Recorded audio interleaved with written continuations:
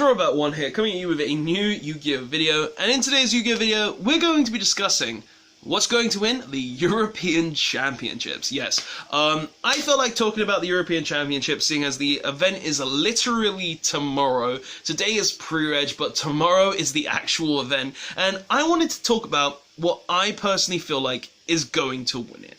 Now, I have 4 options that I could potentially see winning this event, plus one of the 4 that I feel like will actually win this event. So I feel like talking about this, and just saying now, I'm not at Euros. I have my invite, I do have the ability to go, but I am not willing to pay that cost. I've had my invite for the past 4 or 5 years, but it's like, I've already got the sleeves you'll get for entering. I don't really need more of them, and I hate that I'm missing out on the map, but it doesn't justify 400 quid.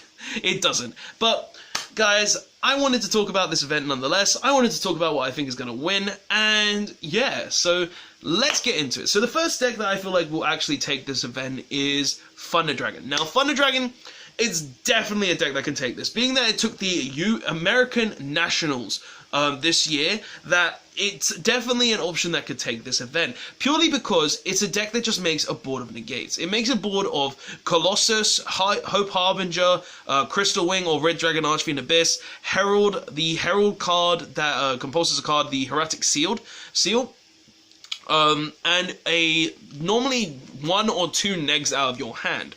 And just being able to make a board like that, that's insane. That is actually insane. Being just a deck that can just completely eradicate 2 cards in your hand. Also being able to make a board of 4 negates / 4 free negates with a compulse.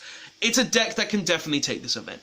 It's very consistent, being able to utilize the cards such as the Crusadia cards, the Guard Dragon cards, the Chaos Dragons such as White Dragon and Black Dragon, and Chaos Legionnaire. All the Thunder Dragons in general just have really good effects, such as Roar being able to summon from the deck, Dark being able to search from the deck, Hawk being able to summon from the grave.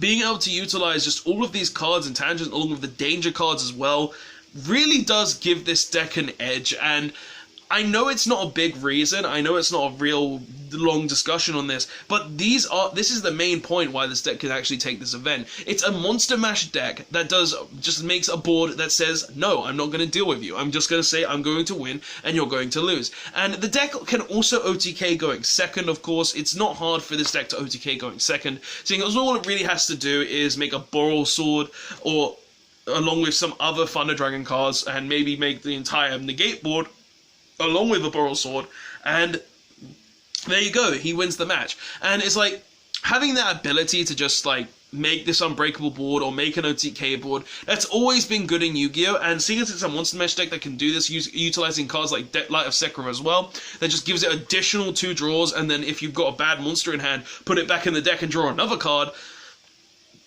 Tell me I'm wrong in saying that this deck could actually take the event. It took the American Nationals, which just made this deck even better, showing that it really does have the potential to do it, take events, and it took so long for it to take an event, but it's a deck that really does have the potential to take the European Championships, and definitely could take this event. Just because of being able to make a board of Colossus, more than 1 Colossus, or Colossus, Herald, Hope Harbinger, Crystal Wing, or Red Dragon Archfiend Abyss, or any sort of dragon in general, is pretty broken and could definitely take this event because of that. But that's one of my choices. Thunder Dragon could definitely take this event with ease. Next choice, Sky Striker. Yes, the deck that took the the UK Nationals.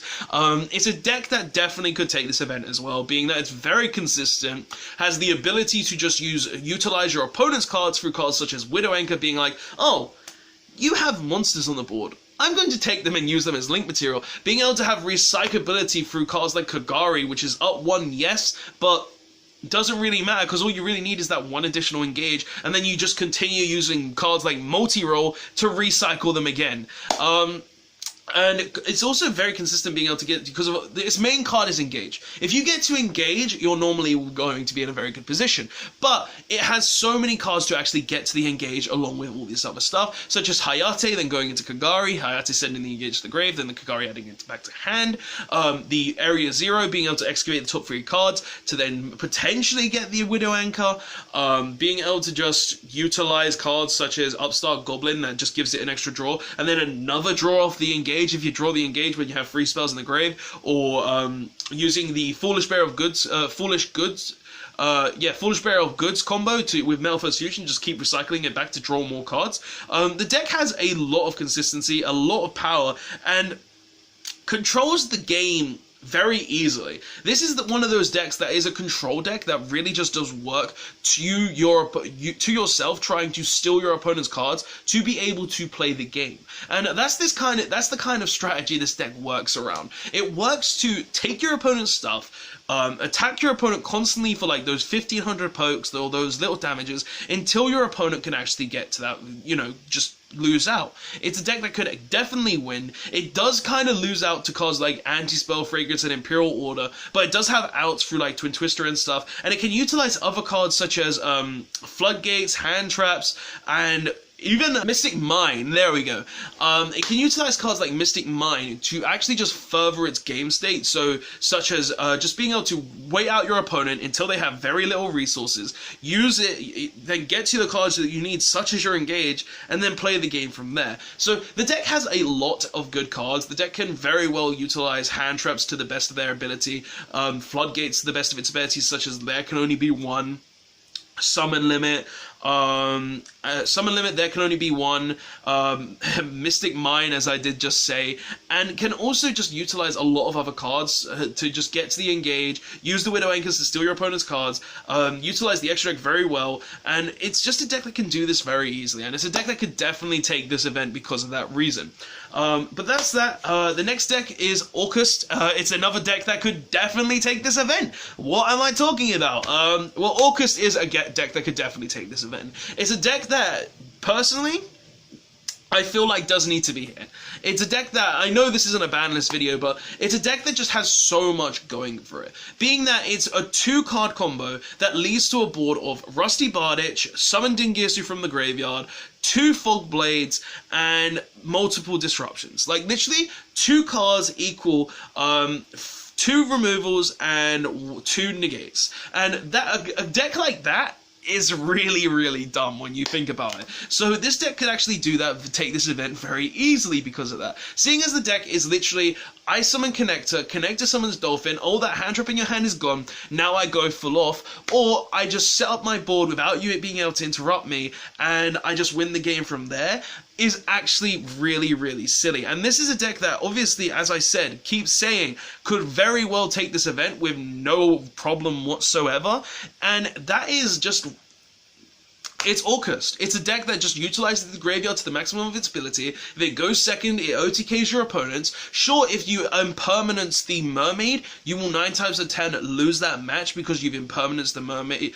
Your Mermaid's been impermanenced, but it still has a broken board, because if you were able to discard that Harp Horror or that Orchestrated Nightmare, you're still going to be able to combo off. You're still going to be able to go into a decent board, maybe with a Dingirsu in the grave, maybe with 1 Fog Blade on board. You're still going to be able to make a combo, and with the dangers, it just makes it even easier, and you could end on boards with like Winder as well to just prevent your opponent from being able to special summon multiple times on their turn. Like, this deck has so much going for it that it can definitely take this event, because it just utilizes so many different strategies, so many different cards, and so many different disruptions / floodgates along with Winder. It's actually a deck that could really easily take this event out of nowhere, just because of the amount of cards that it actually plays going around. And obviously this deck does have its downsides, such as I said, the impermanence. It could easily lose to Dweller. Like, if you Dweller as an Orcust player, like, they're not winning that match, I can tell you that much. But yeah, it's definitely a deck that could take this event, and definitely something that I could see winning this event very easily. But the last deck that I feel like could actually take this event, and it's the deck that I personally play, and that is Salamangreat.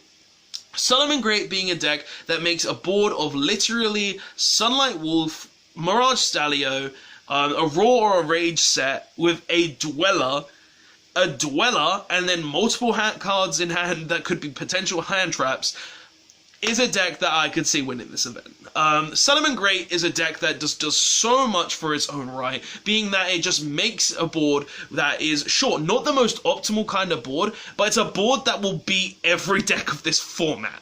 Well, other than Sky Striker. It won't always beat Sky Striker, but it can definitely beat the rest of these decks. Being able to make an Abyss Dweller against any deck is broken. And being that Salamangreat can do this very easily, without any problem really, is just easy. Abyss Dweller is literally one of the best rank 4s in the game, and because of that, it's one of the cards that will just win you this match. It's good in the mirror match. It's good in the mirror match. It's good against Orcust. It's good against Thunder Dragon. 3 of the decks that I actually just mentioned on this list. And obviously, Abyss Dweller isn't the only reason this deck can take the event. The reasons such as it plays a ton of hand traps, such as Ash Blossom, Imperm, Veilers, Phantasme. Being that it just plays such a huge hand trap lineup, being able to prevent the Orcust player, being able to prevent the Thunder Dragon player by negating their LP, being able to negate the Sky Striker player by negating their Kagari or their engage with Ash Blossom. It's got so many cards that could actually prevent your opponent, and then along that, being able to consistently make a board of Sunlight Wolf Stalio with a trap card, and the Abyss Dweller, obviously, as I said. It's just insane. This deck does so much with just like 2 cards that. And same with Orcust, it is a great deck to play. It's a deck that makes a really good turn 1 board. It's a deck that plays a ton of hand traps that can just stop your opponent from playing the game anyway. And it's a deck that can just play the game with ease. It doesn't care what your opponent has 9 times out of 10. Literally, if your opponent has 1 hand trap, your deck, it doesn't stop. The deck still doesn't stop. And obviously the deck does have its weaknesses as well. If you ash the Stalio or the Gazelle, it's gonna be a hard time for you because you won't be able to end on the trap card and possibly won't be able to end on the Dweller. If they both Imperm and Ash them, well then that's just bad luck. If your opponent dwellers you, then you're going to have a very hard time if you're not playing Will of the Salamangreats.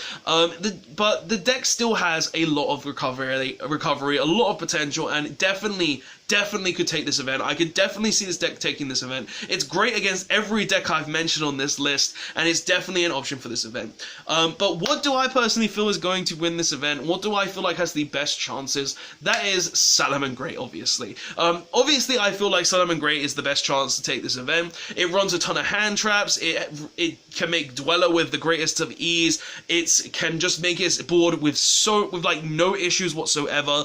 It's very consistent, playing like 13 ways to get to Gazelle, which is literally its entire combo. If you get to Gazelle, you normally win. It can OTK your opponent very easily. It can make Avramax to prevent you from being touched by the Sky Striker matchup. It can just play so many different cards that just prevent so many decks this format, such as against Thunder Dragon, you Dweller them, you Imperm their LP, Ash their LP, Veiler their LP.